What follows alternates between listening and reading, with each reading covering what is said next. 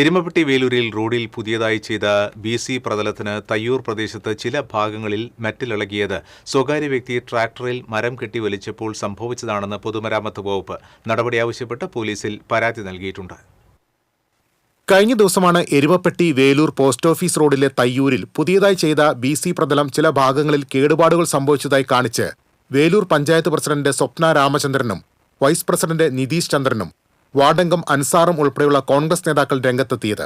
എന്നാൽ സ്വകാര്യ വ്യക്തി ട്രാക്ടർ ഉപയോഗിച്ച് മരം കയറ്റുന്നതിനിടയിലാണ് റോഡിന് കേടുപാടുകൾ സംഭവിച്ചതെന്നും കുഴിയായി കിടക്കുന്ന ഭാഗത്ത് ടാർ ഇളകുന്നതിനു വേണ്ടി രാസവസ്തുക്കൾ ഉപയോഗപ്പെടുത്തിയതായി കണ്ടെത്തിയതായും കാണിച്ച് നടപടി ആവശ്യപ്പെട്ട് പൊതുമരാമത്ത് വകുപ്പ് അസിസ്റ്റന്റ് എഞ്ചിനീയർ പോലീസിൽ പരാതി നൽകിയിട്ടുണ്ട്.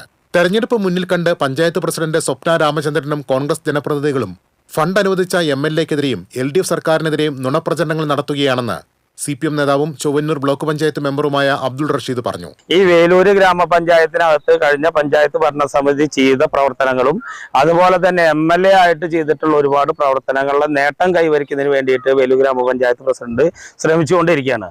ഇത്തരം നീചമായ പ്രവർത്തികൾ ചെയ്ത് ഈ വേലൂരിലെ ജനതയെ തെറ്റിദ്ധരിപ്പിക്കരുത് മാത്രമാണ് വേലൂർ ഗ്രാമപഞ്ചായത്ത് പ്രസിഡന്റിനോട് ഞങ്ങൾക്ക് പറയാനുള്ളത്.